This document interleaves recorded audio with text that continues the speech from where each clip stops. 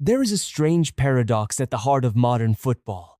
The game today demands speed, brutal pressing, relentless sprints, muscles pushed past every limit, 90 minutes of controlled chaos. Coaches obsess over data, distance covered, sprint counts, high-intensity runs. Faster is better, faster wins. And yet, the greatest player who has ever lived chooses to walk. Watch him closely during any match. His head turns left, then right, slow and deliberate. His shoulders are relaxed. His feet barely lift off the grass. To the untrained eye, it looks like laziness, like a man who has stopped caring, stopped trying. It is the opposite. What you are watching is a chess grandmaster reading the board. While 20 other players chase the ball, chase space, chase each other, he is doing something quieter and far more dangerous. He is watching, patiently, silently, calculating the exact second a gap will open, the exact defender who will lose focus, the exact heartbeat in which the entire match can be decided. Then, without warning, he moves. A 5-meter burst, a single touch, and the game is over before the crowd even finishes gasping. This is the story of how a boy too small to be wanted by his own hometown clubs became a man who no longer needs to run to control a football match. It is a story of a napkin, a grandmother, a diet, a data model tracking his body since he was 13 years old, 3 lost finals, and 1 final redemption under the lights of Qatar. It is, above everything else, the story of how Lionel Messi turned slowness into the most terrifying weapon in football. Every legend needs an origin, and every origin needs a wound. His just happened to be smaller than most, measured not in trophies or transfer fees, but in centimeters, in pesos, in a childhood spent chasing a body that refused to grow at the same pace as his talent. To understand the walk, you first have to understand the run he was almost never given the chance to make. 1. The boy who was told he was too small. Rosario, Argentina. Summer of 1987.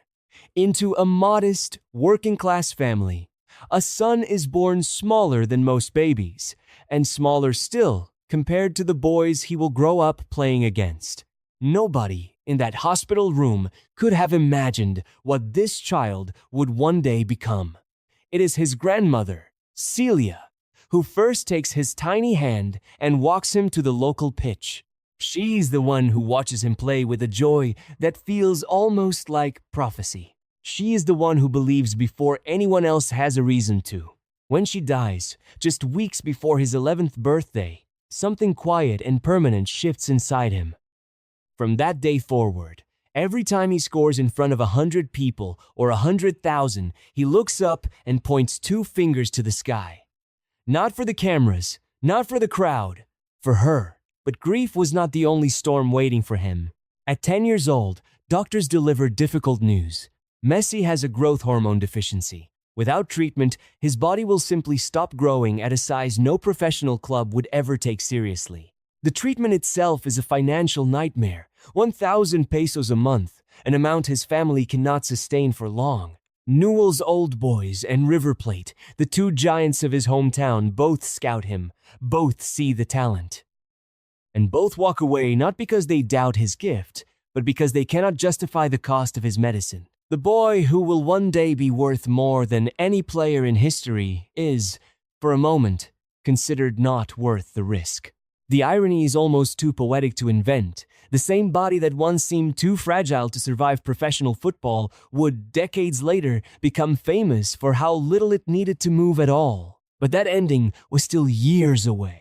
First, there was a boy on a small pitch in Rosario, kicking a ball against a wall alone, long after his friends had already gone home for dinner. 2. A napkin that changed football forever. Then, from across an ocean, someone finally sees what everyone else missed. December 2000. FC Barcelona sporting director Charlie Rexach watches this frail 13-year-old boy train for only a few minutes. He doesn't need longer than that. There is no contract on hand, no time to waste on paperwork, so he reaches for the nearest napkin and writes the promise there instead. That napkin buys a plane ticket across the Atlantic. That napkin quietly rewrites the future of a football club and of the sport itself. At La Masia, Barcelona's academy, the early days are hard. He's homesick. He barely speaks, so quiet that some of his new teammates genuinely wonder if he's mute. But the moment a ball touches his foot, he says everything that needs to be said. Once his hormone treatment is finally funded and completed, his body begins to catch up to his talent, and he begins dismantling every youth defense placed in front of him. He is not the biggest boy in that academy, or the strongest, or even, at first glance, the most physically gifted. But he is the most relentless. Coaches at La Masia would later describe watching him train the same move over and over, refusing to leave the pitch until his body understood it as instinct, not thought. That discipline, invisible to the crowds who only see the magic on match day, becomes the quiet foundation for everything that follows. 3. The peak humanity may never see again. Ronaldinho, already a Barcelona icon, takes the shy teenager under his wing. At just 17, Messi debuts for the first team. But it is the arrival of manager Pep Guardiola that truly ignites the transformation. Guardiola hands him the number 10 shirt and builds an entirely new system around him, the false nine, a role invented, essentially, because no existing position could contain what this one player was capable of doing. Then comes 2012, a year football will likely never see repeated. At 25 years old, Messi scores an almost unbelievable 91 goals in just 69 matches, obliterating a record that had stood untouched for 40 years, since the days of German legend Gerd Müller. That is one goal roughly every 66 minutes of football, match after match, for an entire calendar year. Numbers so extreme they sound exaggerated. They are not.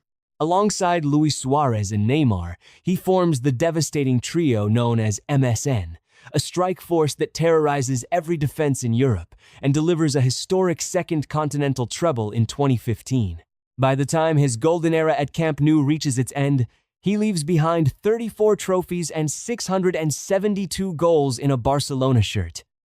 He is no longer simply a player representing the club, he has become its soul.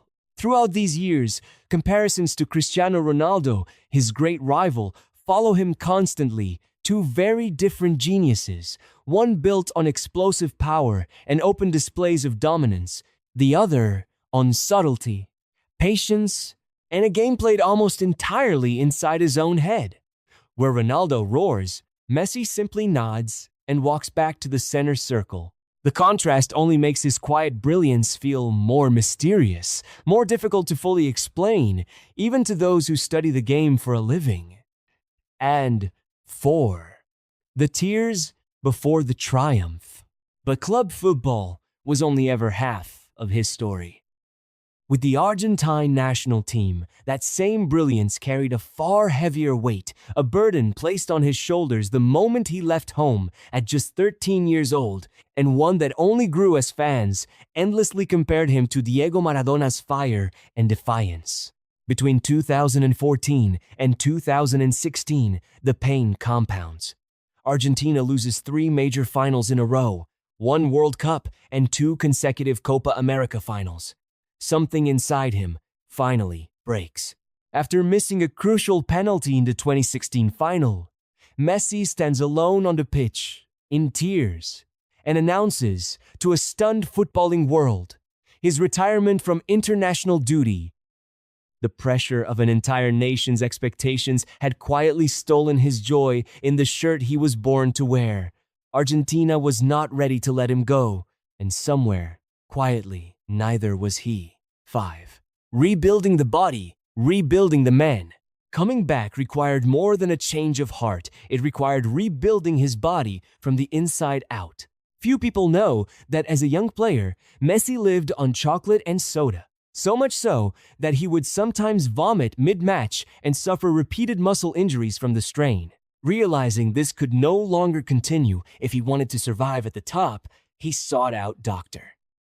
Giuliano Poser in Italy, and completely restructured his diet around fish, lean meat, and vegetables, a disciplined, scientific regimen built for longevity, not just performance.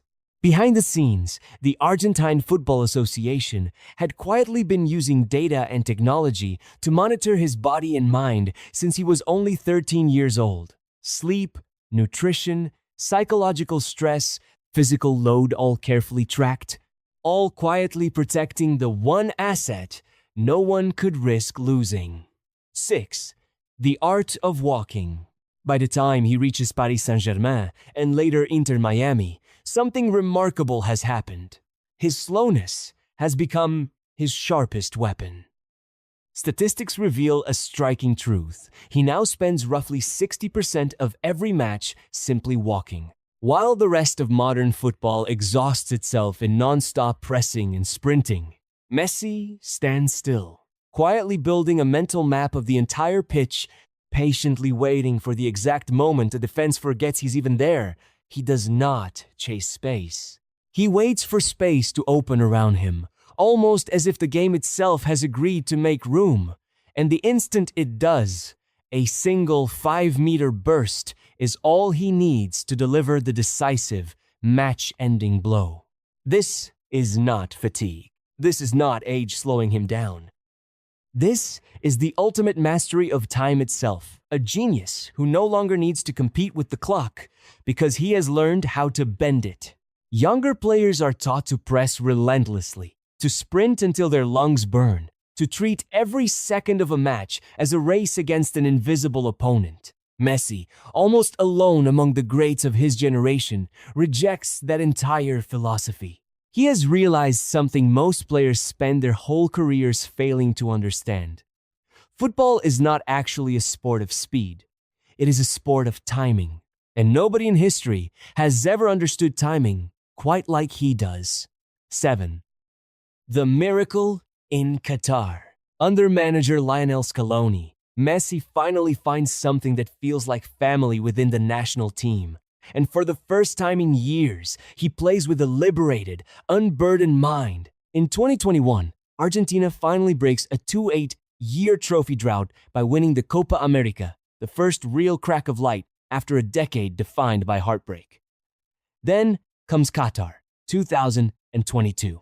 At 35 years old, in what many believe is his final World Cup, Messi plays the tournament of his life. 7 goals, a new all-time appearance record. And finally, after everything, after the tears, the retirement announcement, the years of doubt, the World Cup trophy lifted high above his head. There is no argument left to have. The debate over the greatest player in history is, for all practical purposes, over. Cameras capture him sinking to his knees in disbelief, then being lifted onto his teammates' shoulders, draped in a black and gold bisht, the trophy finally, impossibly, real in his hands. Somewhere far away, in Rosario, the same streets that once watched a small boy kick a ball against a wall erupt into celebration that lasts long into the night. From a frail 10-year-old boy, rejected by the 2 biggest clubs in his own hometown, to 8 Ballon d'Ors and a record 45 collective trophies, Lionel Messi's story was never really about statistics. It is proof that a small body was never big enough to contain a dream of that size. Today, walking across the pitches of Inter Miami, he has nothing left to prove. He has already conquered every peak the sport has to offer. Football will keep evolving faster, stronger, louder, more demanding with every passing generation. But somewhere in the middle of all that noise, the world will always find a reason to slow down and watch one man simply walk. Not out of laziness, not out of fatigue, but out of the quiet, unrepeatable mastery of a genius who learned, better than anyone in the history of this game, how to make time itself stand still and then, in a single heartbeat, how to end it all with one perfect touch. There will be faster players. There will be stronger players. There may even, one day, be players who score more goals across a career than he did. But there will never be another player who made an entire sport slow down and rethink what genius actually looks like. Somewhere between a napkin in Barcelona and a golden trophy in Qatar, a small boy from Rosario quietly redefined greatness not by outrunning everyone else, but by simply refusing to run at all until it truly mattered. That is the art of Lionel Messi. That is the walk the world will never see again.